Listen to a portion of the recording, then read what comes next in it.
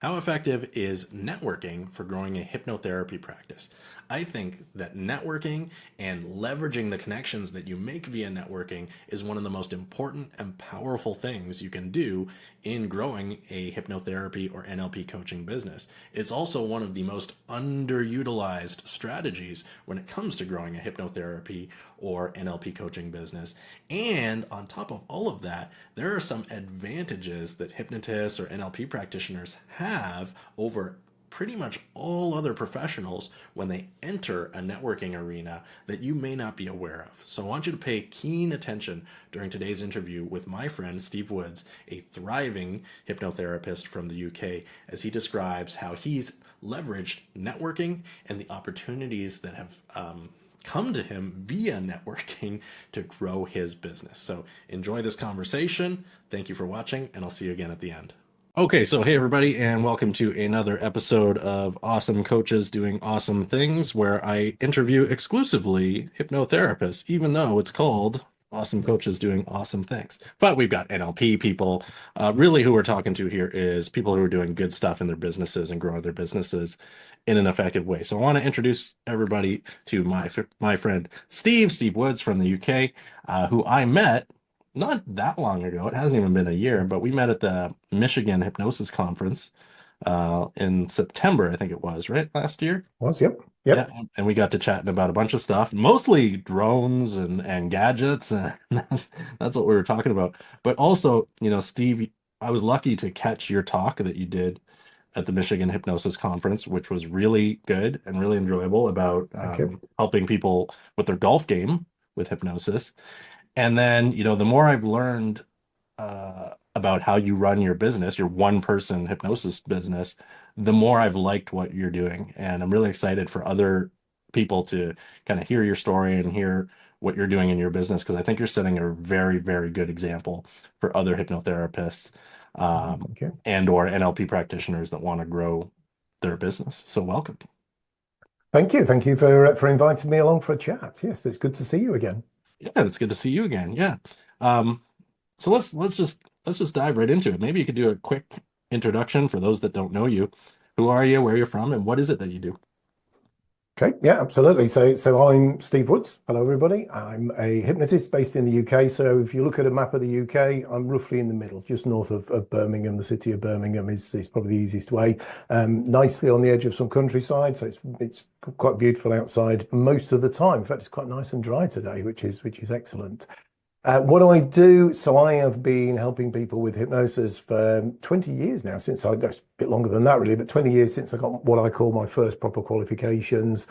Nowadays, I've been through that sort of hypnotherapy journey. Nowadays, I do a lot of work with golfers, as you mentioned, and business as well, because the sort of performance area of a golfer transfers into lots of other areas.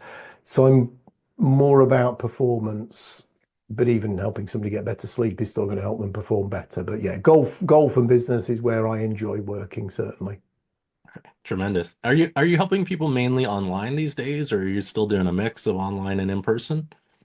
Yeah, it's pretty much all online. I think at the moment I've got one in-person client that insists that I drive to their office. They've got a nice car park and everything, so that's absolutely fine, and they pay me to go there, so I don't mind. But yeah, it's pretty much all online. I was about before the dreaded COVID came along. I was about 50-50 online and in person. I enjoy the in person. But I also appreciate the results are just as good, whether it's online or in person. Process a little bit different, I'm sure everyone will agree, but yeah, the results are just as good.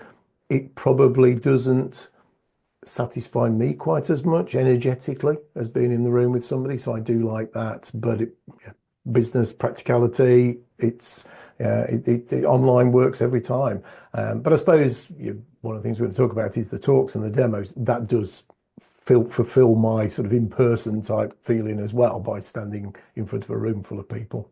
Yeah. Yeah, I'm glad you brought that up because I was going to go in that direction anyways. So one of my favorite ways for hypnotherapists or NLP folks or really any coaches to grow their business and start moving the needle is rather than, kind of growing their own audience on social media, which, is a good thing to do, getting in front of other groups that already exist, like getting in front of audiences, groups, organizations. Maybe it's a staff group at a company that has already been put together by somebody else, already assembled. Mm. It's not a shortcut, but in my opinion, it's like the closest thing to a shortcut in terms of, expanding our reach as a hypnotherapist in our business. And you're really good about doing this. You're really good about doing these in-person presentations and, getting in front of other people's groups and audiences. So could you speak a little bit about how you got into that and what it's meant for your business? Yeah, I was trying to think about the sort of history of this. My last proper job, as my mum still calls it, before I took this full time, was involved quite a lot of training. So I was used to standing in front of groups of people, but I didn't think I was very good at it, particularly at that moment. And then I learned some more of hypnosis. I did a little bit of stage hypnosis training, not to do the stage stuff, but to give me that confidence to stand up in front of a group of people. And it just transformed the training sessions to me anyway, and people seem to enjoy them and seem to get the benefit from them, but I just enjoyed them so much more. And so once I started, and I suppose I was quite lucky, the training I did, I trained with John Chase, who's unfortunately no longer with us. It's like 20 years ago now when I trained with him. He was a stage stroke hypnotherapist, so he did a bit of both. And he was very much about demonstration, demonstration, demonstration. And I started. I had no way to no idea how to market myself. I started doing psychic fairs. Somebody said to me, "I'll go to psychic fairs." So I joined a psychic fair group, and I was literally traveling around the pubs of Birmingham of an evening. Not always, not always the best environment. And I was literally, try hypnosis. So in this noisy corner of a pub, I'd have somebody sat on a chair and literally just in and out of hypnosis, let them experience it. So I think that led quite naturally then to doing mind, body, spirit fairs, which then led naturally to these were like now all day jobs and not evening things. And people were then saying, "Oh, we need a speaker, we need a speaker." And I thought, well, I could do a group session. So I started doing group sessions from there. I was then introduced to business networking. And so I naturally took that into business networking. Most business networking groups, if you remember, they give you once every so often, it rotates around all the members, the opportunity to do a 10, 15-minute business presentation. And I thought, well, for mine, the best bet is to do what I do. And I literally stood there the first one and went, right, best way to understand what I do is to do it. Sit down, close your eyes, feet on the floor, and literally did a really quick group zap as like a group hypnosis session. So, because it's 10 minutes, you've got to be really quick. It's great for people to experience it. And that was always the thing from day one that I picked up really from John was get people to experience it. We're talking 20 years ago, it was very misunderstood. The world of hypnosis and hypnotherapy still is to some degree. So getting people to experience it. And then it also meant people were saying to me, "Oh, that wasn't what I was expecting. That was different to what I was expecting. Now I understand it a bit more." And then they'd be open to have conversations as well. So it started to work then as a marketing thing. And I still do that in the business networking world. But also now I've started doing a lot more talks in other areas. So quite recently, where have I been? Parkinson's UK, their local group to me, asked me to go and do a talk. Now, I didn't do a demo there. It was a very different environment. And I chose not to do a demonstration in that one. I chose to give them access to a recording afterwards so that those that wanted to and were able to, because there was people of very mixed abilities there, and that they could actually then choose to go and use a recording. So I approached it a little bit differently. But yeah, talks, demos, just showing people what you do. But also the other side of it, like I said earlier on, is it's good for me energetically, but it's great for your skill set as well. Because you're working with a group of people, they're all doing different things at different times, not in a stage type situation, but some of them are slumped right over, and some of them are not even choosing to close their eyes, some of them, because they won't join in. And so you've got to really get that skill set quite quickly to be able to work with that and be able to ignore those people who are ignoring you almost. Because if you focus on those, you're not doing what you're doing then for those that are really enjoying it. So there's so many different things come out of it. Yeah. You make a really good point there, and there's some good kind of tips in there for those of you that are watching in the audience. Steve said something really important. Just do a 10-minute demo, right? Like one of the things that gives you as a hypnotherapist or an NLP person a huge advantage over other marketers is you have, you know, almost literally a magic wand to deploy that can impress people and give people a powerful experience that other speakers don't have. Like if I'm selling vinyl siding, yeah, I can do a lunch and learn talk at a local business and people can hear my name and see my face and learn something. But if I'm a hypnotherapist and I show up and I hypnotize the group, I mean, that sets us apart from every other presentation that people have seen, likely in their whole life, right? You know, Mm. it's easy as a hypnotherapist to take for granted that we have these tools in our toolbox that are incredibly impressive and rightfully so to regular folks. So, like, do you have that experience, Steve, where you go into a group and they're expecting a regular day and all of a sudden their mind is blown and a new world of possibility exists in front of them and you're the gateway to that world? Yeah, absolutely. I think as a hypnotherapist or a hypnotist, I chose to call myself a hypnotist. It was just that conscious choice back then that we all do the same sort of work to different levels. But yeah, there's that. It's almost that shock and awe factor when you meet somebody. But you can't just walk up to somebody in the street. I know, some of us wear lots of t-shirts with hypnotist on, and they can talk to people in the street. But you go business networking, people, everyone wants to talk to everybody. They're there to promote their business, but it'll turn around instantly when they find out you're a hypnotist. They don't want to tell you about their business anymore. Now it's like, wow, what do you do? What's the craziest thing you've ever done? And they just want to know loads of things about it. So it's, yeah, absolutely massive. And I do think not enough people, in our world, in the hypnotherapy world, do that. They don't go networking. They do, like you said earlier on, social media, advertising, things like that.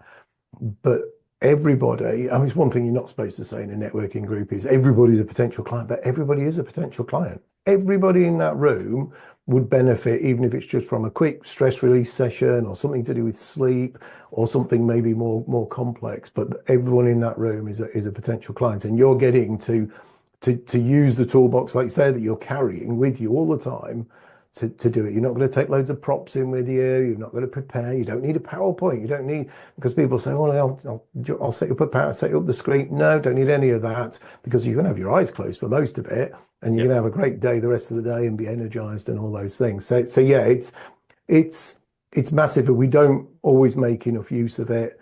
Yeah, I've been at events where the speaker hasn't turned up for whatever reason, and they've gone, can anybody do a talk? And I'll do a quick demonstration of what I do.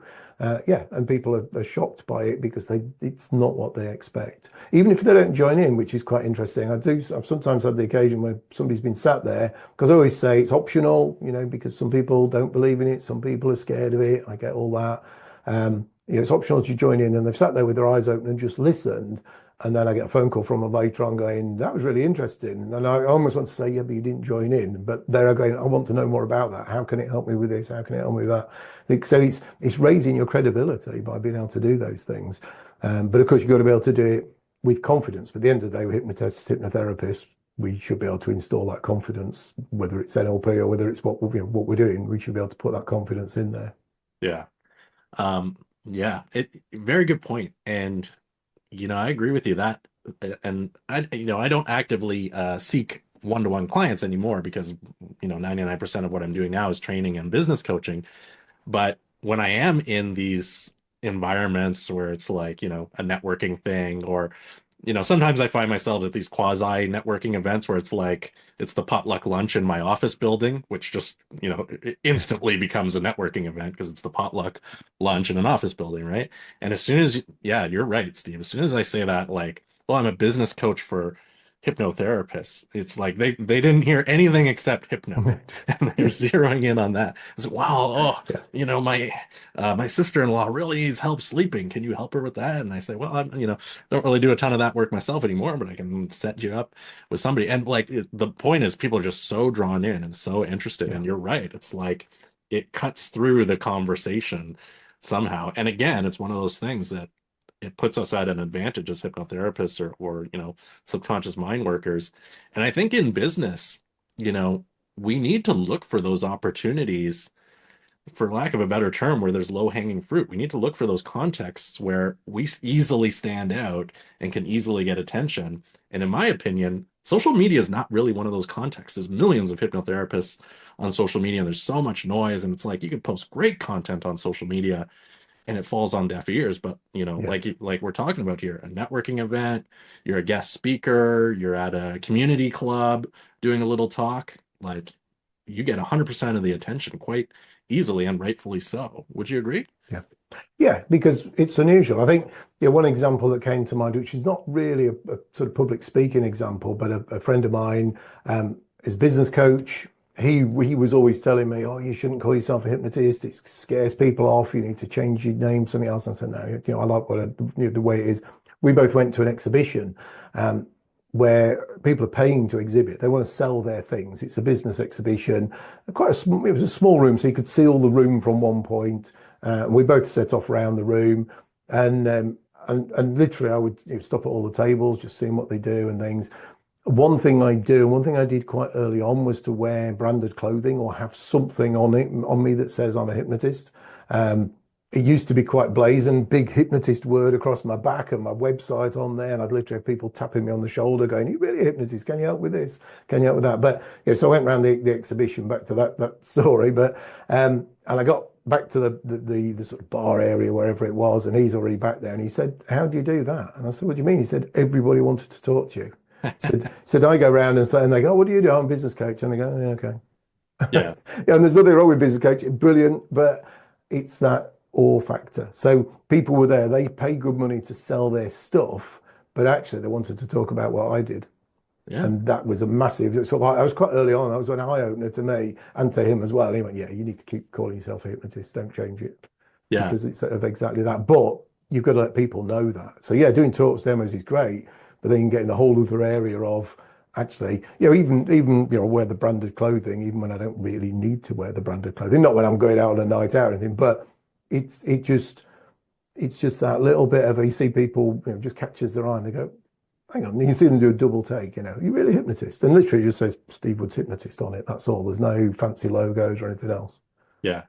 Um, so that brings me to another question that I think our audience is going to be really interested in, because, um, I think anybody who's watching probably is fairly convinced at this point that, these are good opportunities, right? Like local talks and networking events and, getting the message in there. But once you're in there and you're getting this easy attention and, and audience, if you're watching this and you've done exclusively social media marketing in the past and run paid ads, we can explain all day, but until you experience like people's reaction at an in-person event when an actual hypnotist is there, whether they do a demo or not, like everybody try it. You're going to be blown away.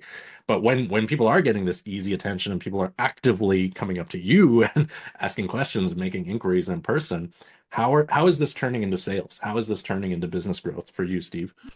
No, that is a really good question. And I didn't get it very right at first, and I would miss a lot of opportunities. I would go to a trade show and come back with a pile of business cards that ended up just sitting on the desk until they were too cold to do anything with them.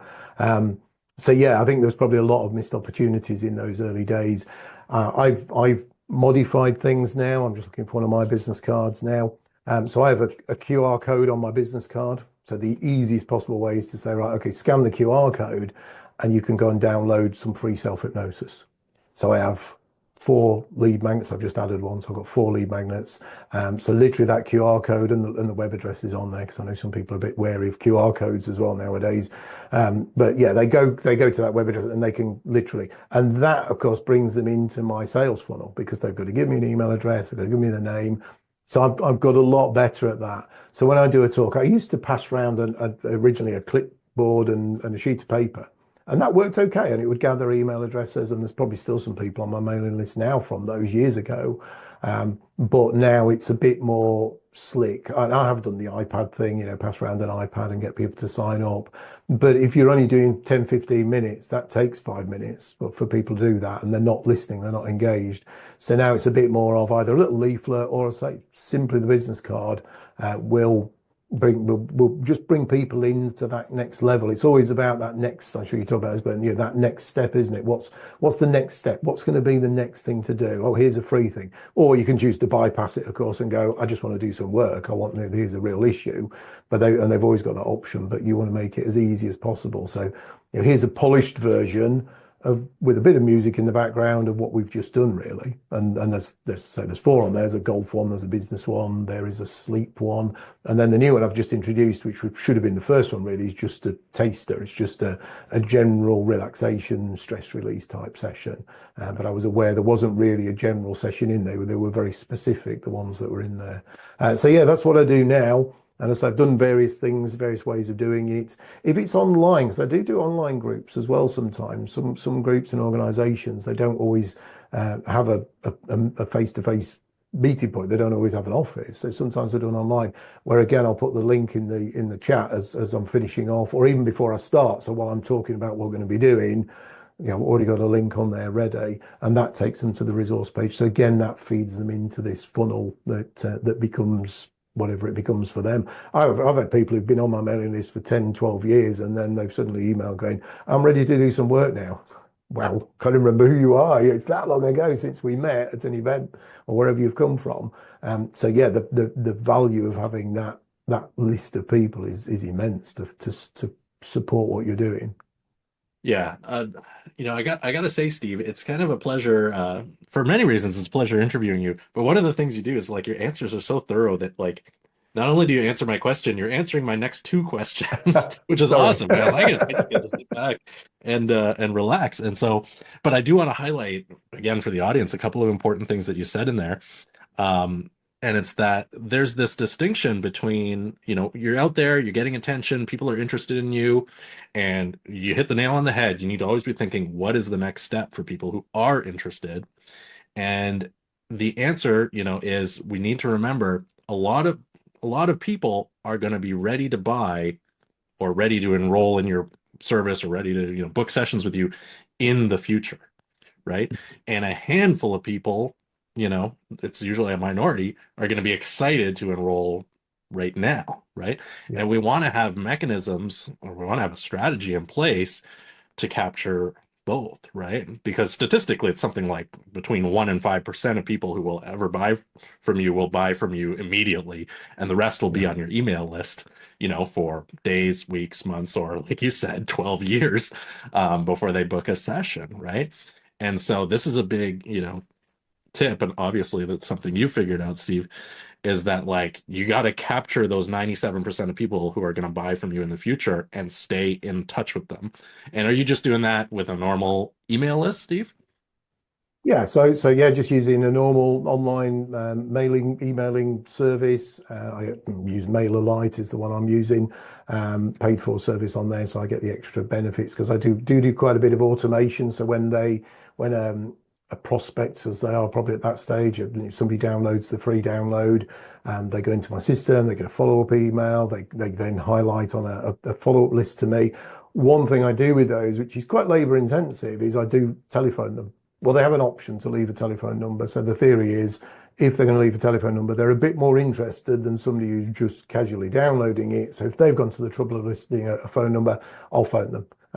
And that, yeah, so it's a bit labor intensive. I have looked at other people doing it. I've looked at outsourcing it, but they want to talk to me, particularly the golfers. They just want to talk golf and they want to talk hypnosis straight away. So yeah, it's quite interesting that the way that works, that follow up, and I say it is quite intense. One thing I was going to say actually that I didn't talk about in the you're going to networking as a hypnotist and a hypnotherapist, because again there's no real differential between the two. People will tell you if you go networking, you're going to network for a year in the same group and everyone's going to get to know you, do relationships. I have in many occasions gone to a completely new group and walked away with a client Yeah. because people don't know where to look. They've heard about hypnosis, they've wondered whether it will help this thing that they've got, this thing that's holding them back. But if you Google, hypnotherapist, where I am in Stafford, you get hundreds and hundreds of hits on there. A lot of them are not doing it anymore, or they're doing it part-time. There's a few that are doing it full-time professionally, but not so many. Not many have got Google reviews. So it's really hard. I wouldn't want to search for somebody. So often you will get, not every single time, but it's well worth doing because despite what people say, yes, it's relationships, but people will come up to you and go, oh, can you help with this thing there and then? So even before you've spoken too much. So just that being there, you're solving the problem for them because they've not been able to find somebody and they've got fed up or whatever it might be looking, and they've not, they've given up on it. Yeah. Um, Again, there's a bunch of good little gems in there, everybody. Before it leaves my mind, I want to highlight one thing that you said, Steve. If people give you their phone number, call them because those can that like you're right. When people leave a phone number and it's optional, it's very likely to turn into a sale very rapidly. Would you agree? Yeah. If you go through the trouble of actually calling them and having a conversation. Yeah, absolutely. Yeah, Brian. Yeah, people will say, "I wasn't expecting a call from you. You left your phone number," so they probably were some way down the line. But yeah, it makes them a big difference. And yeah, I've got to know some people quite well, and they've never become clients, but we have a chat. I've got one particular again, he's not a client, a person. He's probably, I don't know whether he's become a friend or not now, a guy over in Australia who downloads everything I put out there, every workshop I do, the free ones. He goes to all of them. And then we always have a little email exchange afterwards when he gets the follow up saying, did you get the link for the download and all these things? It's like, oh yeah, doing really well. And a quick update from him and things. So yeah, there's some people on there. Will he ever do any work? He might do. He's probably been on my mailing list since very early on. But yeah, people do, and people lose track of time as well. So it is trying to almost take control of it when you do get those details. If they've gone to the trouble of giving you those details, I have had people. I mentioned that somebody been on the mailing list for 12 years, but I've also you've done a unique event, a unique talk somewhere, and somebody will contact you, and it's a year, 2 years later, and they'll say, "Oh, you were at that, you were at that place the other week," and to them, it's almost like it was not long ago, and they've got the leaflet and they put it in the drawer. They've done nothing about it. Every time they open the drawer, they probably go, "Oh, I had to ring that hypnotist bloke up. I ought to do something about that thing I've got."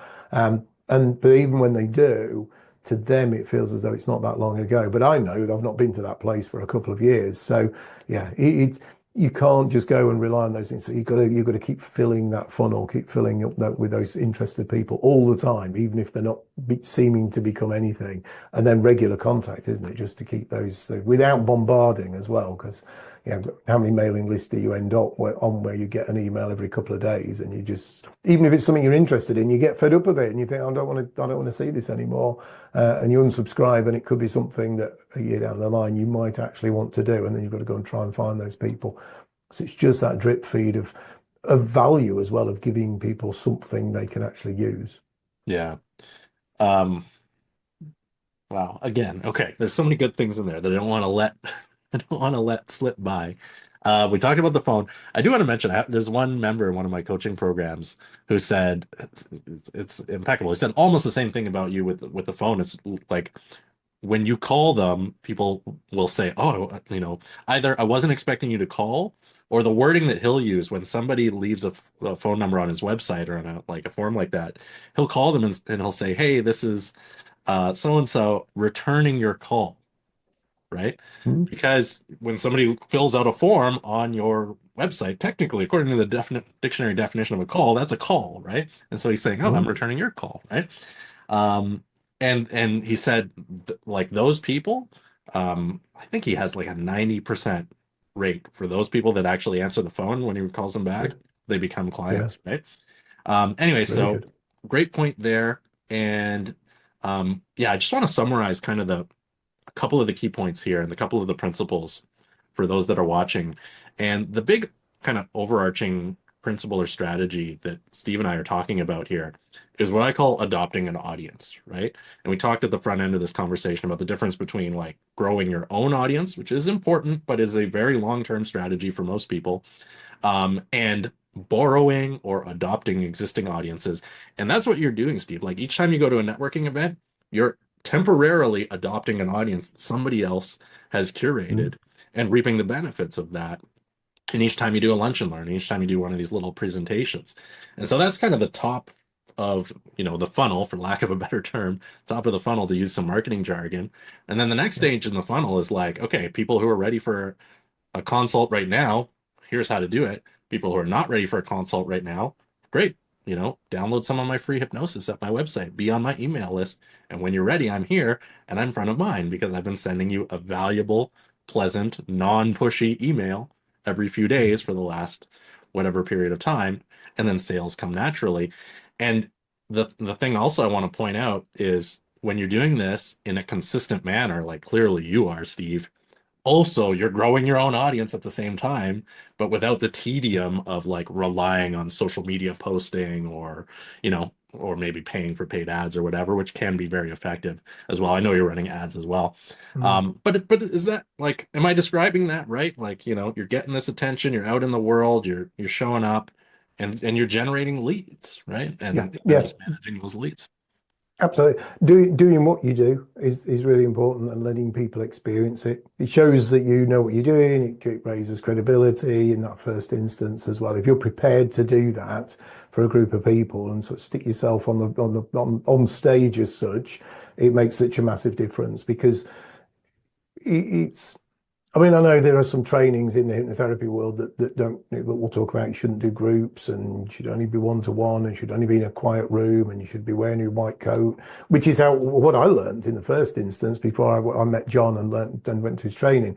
Um, you know, shouldn't wear aftershave in case the smell brings them out of hypnosis or a window being open. Not that it matters now, but so that, of course, the thought then of standing up in front of a group of people goes against all of those things. But yeah, I mean, somebody said to me, might have been John Chase, said to me, yeah, the best way to be a really good hypnotist is to be a really good hypnotist and just be doing it all the time. And at airports, you see somebody who's looking nervous and you start a conversation with them and you say, oh, just sit down, let's do something. It's not group related, but my very first not even a paying client, but what I would probably describe as my very first proper client that where I'd not just taught myself from books and played around with it. I've been on my first course with John. So it's what, 2004. Came back. I had to take my car in for an MOT test, a roadworthy test. And there was a bit of a park at the back of the garage. Went and sat in the park, and there was another couple in there, and I got talking to them. They were waiting for their car as well. And the lady made this exclamation of, "Oh, I don't drive it. I'm really scared of driving. I can't drive on the motorways and all that." And I said, "Oh, and I've got some business cards." And I said, "Oh, I'm a hypnotist. I can help you with that." And she said, "Really?" And she says, "Well, how much is it?" And I said, "Oh, I'll do it now. Let's just do it now." And we just went for it there and then, doing what I do there and then. And then I got a text message from her later saying, "Oh yeah, I've just driven back up the motorway and I'm fine." It's like, wow, okay, that was a single session. It was great for my own reassurance of all this stuff really works, of course, as we say. But yeah, it's doing what you do rather than it be, oh yeah, well, you have to come to my office and we'd have to go through all this process and there is a process. There are things I did ask her beforehand. It wasn't just a case of, well, let's get on with it. Made sure she was understanding of it and all the rest of it, no medical issues and things like that. But yeah, it's just getting on and doing it, and again, that feeds into the group thing. Let's get on and do it. Yeah. Um, yeah, that's a really good example, actually. It's a really good story. And it's that mindset. It's having that mindset of, just like you said, being out there, doing the work, being your own, some people say be your own best billboard, right? Hmm. And it Yeah, sounds like that's what you're doing. You're like, yeah. you're out in the town hypnotizing anyone who needs it, right? Um, so the next thing I wanted to ask you now, I'm so excited about all the things you're saying, so I'm getting mildly mildly distracted. Now I remember. Yeah. A few days ago, or time distortion, a couple of weeks ago, I think we were chatting, and it was that day I said, okay, I gotta, corner you for an interview so we can talk about this stuff. One of the things you said is something that I've heard from actually somebody else who's one of my clients, and she said when she does these talks, right, referring to guest appearances in front of curated groups, she said her exact wording was, "I've never not gotten a client from doing one."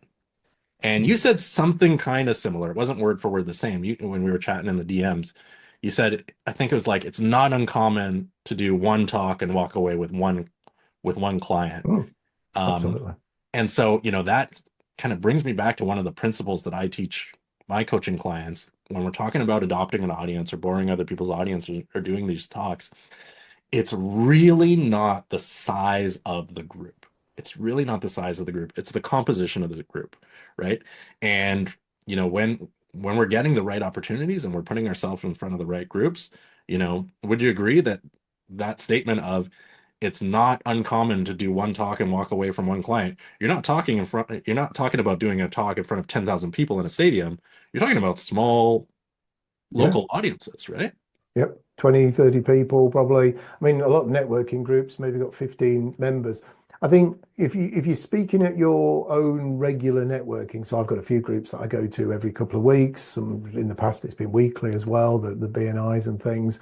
Um, but yeah, those are probably you're probably less likely to get an immediate client from that because they already know you. They see you every couple of weeks.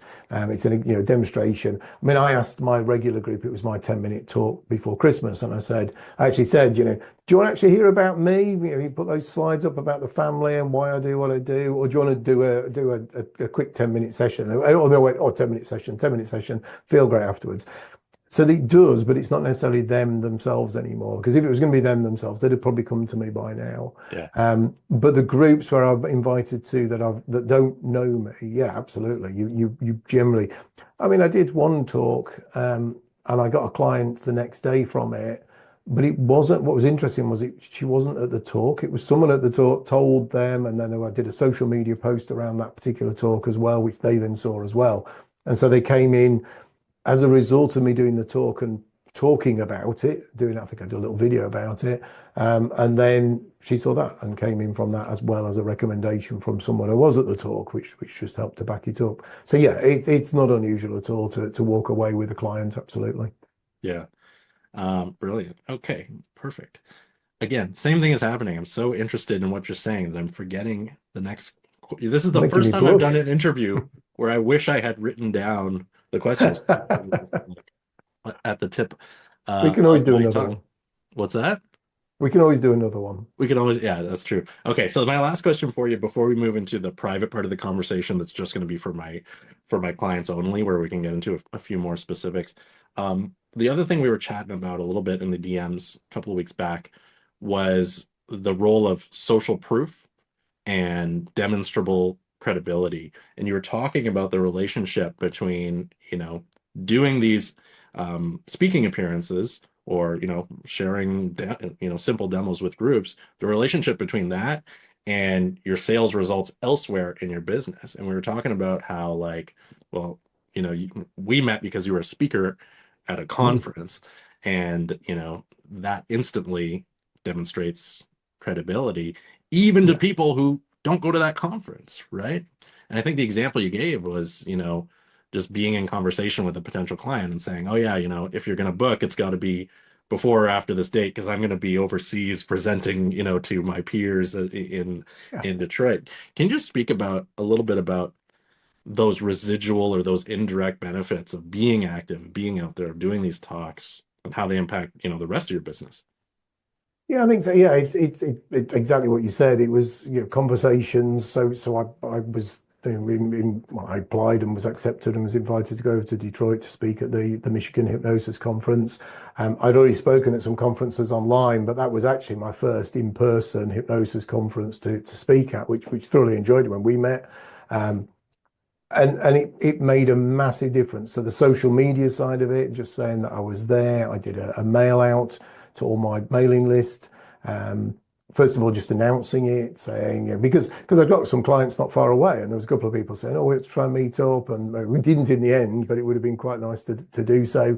But everything raised that credibility, even afterwards, having conversations and it wasn't about bragging about it. It was literally just a conversation. One of them, I remember talking to a golfer not long after I got back, and I can't remember what he said. He'd said something, and I said about, I think it was how many people how many people are doing hypnosis for golf, and I said a lot of hypnotherapists will add it in. They do hypnotherapy, and yes, they can help golfers, but the way I come at it is the other way. I'm going, well, I've made an effort to get an understanding of the game.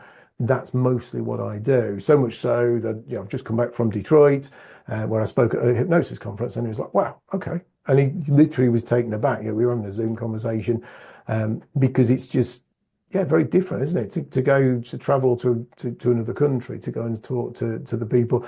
There were people there who I'd learnt from as well as people who were just starting out, and it was massive, massive for me, but it means more than you probably think to your prospects as well.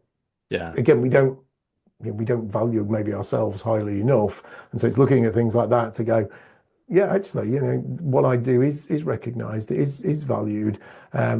And so, yeah, you need to talk about it, but not bragging, not going, "Oh, I've just done this and I've just done that." It's not shouting. It's having those conversations where you can see that it's an opportunity to help raise your credibility without it being a blatant sales push or a blatant brag, around, "Oh, I've been invited here and I've been invited there."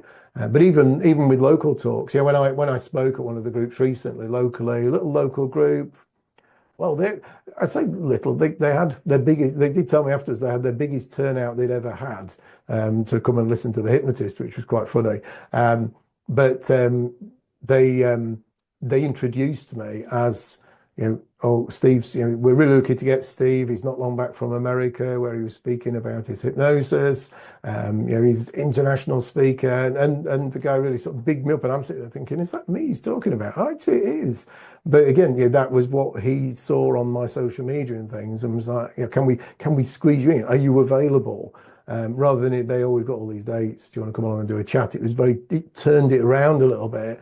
And so it was a little bit of a surprise to me, really, as well. But but that was his perception. I'm an international speaker, which I suppose I am now, but I don't. I maybe don't talk about it enough even now. Yeah. Um, Again, you really hit the nail on the head there, and you said exactly what I would have highlighted myself had you not said it yourself. It's that, first of all, obviously, it goes without saying, yeah, it makes you look great when you're speaking at a conference. Mm, But I want to look back at the social media, and again, you called it out yourself. There's people on social media who all of their content sort of exists inside the vacuum or the bubble of their social media. And then there's people like yourself where, your social media is evidence that you exist outside of social media. And there's a mm, huge difference, right? What's being sub-communicated to the audience when you just show something as simple as one photo of you standing in front of a group in America giving a talk is very different than if you took word for word whatever that talk was and spoke it into a camera and posted it on social media. One of these is just, educational content. The other one is undeniable, powerful evidence of social proof, credibility, and that you're looked at as a leader in your industry and by your peers, right? And it's mm. impossible to have that type of, exceptionally powerful, what I call documentary content on your social media, folks. If you're not out there doing these types of appearances and doing these types of talks, and yeah, most of us in the audience are not going to jump straight to being invited overseas to be a speaker in front of a conference like Steve was. But it starts with, as Steve has shared with you here today, these smaller local opportunities, the networking groups, the like I say, community clubs, whatever the case may be. So yeah, you make a really good point there. In other words, Steve. No, thank you. Yeah, and I think yeah, you're absolutely right. It's the difference. It's a bit like I was thinking when you were talking. Then it's a bit like a job interview. Anyone can say anything in a job interview. Can you do this? Oh, yeah, I can do this, and I can do that, and I can do the other, and it's fine. But if you go to a job interview and they say, right, okay, come and sit at this table now and actually build that thing you've just been telling me you can build, that's very different. And I think that's probably without really thinking consciously about it, that's what I'm doing on social media. I'm going, "Oh, look at this thing I'm actually doing," rather than it be, "Oh, I can do this and I can help with that and I can help with the other." I do some of that as well. Of course you do. You talk about things and you talk about people you've helped and you post your reviews. I actively chase Google reviews, which is quite hard as a hypnotherapist, I have to say, because people don't always want to admit they're having hypnotherapy for something, certainly not in the UK anyway.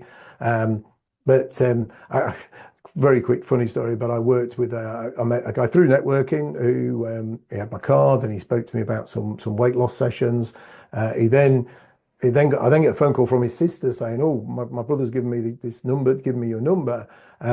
And they both want to do some work, but they didn't want the other one to know that they were having hypnosis. And it was back in the day when I was driving to people as well. I was a mobile hypnotist, would you believe? Originally, I'd go to people's homes. That was my USP, and they literally lived about half a mile from each other. So I'd time the session. So I'd go to one, work with them, and then go to the other. But of course they didn't. So of course neither of them would do me a review because they didn't want the other one to know they'd had hypnotherapy for things. So it's quite hard, but I do actively get that because that's other things to share, isn't it? Again, it's you proving that you're doing the doing. Yeah, yeah. I mean, and that. like you said, when you have that evidence, it sets you apart from the competition, not just immediately, but easily, right? And you said it yourself, people go and search for hypnotists in your local area, and they don't know what they're going to get. Some people are retired, some people are part-time, and then there's you, where it's like they land on your social media, they land on your website. It's like, oh, Steve's the real deal. He's out in the world, like doing the work. Clear, undeniable proof of that right here. Okay, so Steve, before we go into the private part of the conversation, that's just for coaching clients. Any other tips for the general audiences, the people, the hypnotherapists that are watching this on YouTube, for how they can grow their business?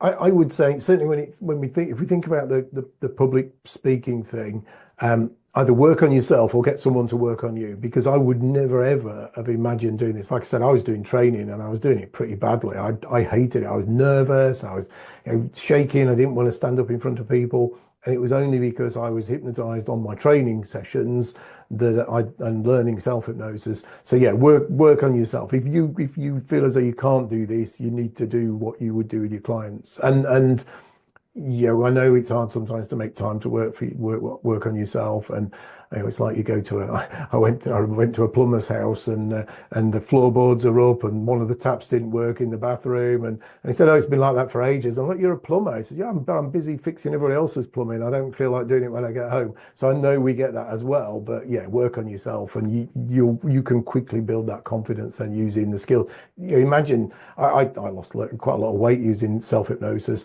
but I did it based on sitting in front of myself. And literally, I made my 3 sessions that I would have done with a client, sitting in front of a camera, imagining looking at myself. I'd done my own induction form and everything. So really took it quite seriously, and it worked really well. So you can do exactly the same, but with your confidence to deliver talks. I still get nervous, of course you do. But that helps you a little bit, a little bit, just keeps you there and focused. Yeah, keeps you in the zone. Yeah. Cool. Okay, so everybody's watching. Big thank you to Steve. The next part of this conversation, Yeah. like I said, is going to be just for people in my coaching community. So bye, YouTube people. Thank you so much, everyone, for watching this conversation with my friend Steve Woods. I really enjoyed the conversation. I hope that you did as well. I hope you'll leave a comment. And if you have any questions, please leave those in the comments as well. And if you're ready to take the next step and you're ready to grow your hypnotherapy or NLP coaching business, I want you to have a look at the description below this video so you can see exactly how I can support you and send resources your way, or maybe you can even come and work with me and we can grow your business together. So check out the description below, leave a comment, let us know if you have questions, and that's going to be it for this one. See you in the next one, everyone. Thanks so much.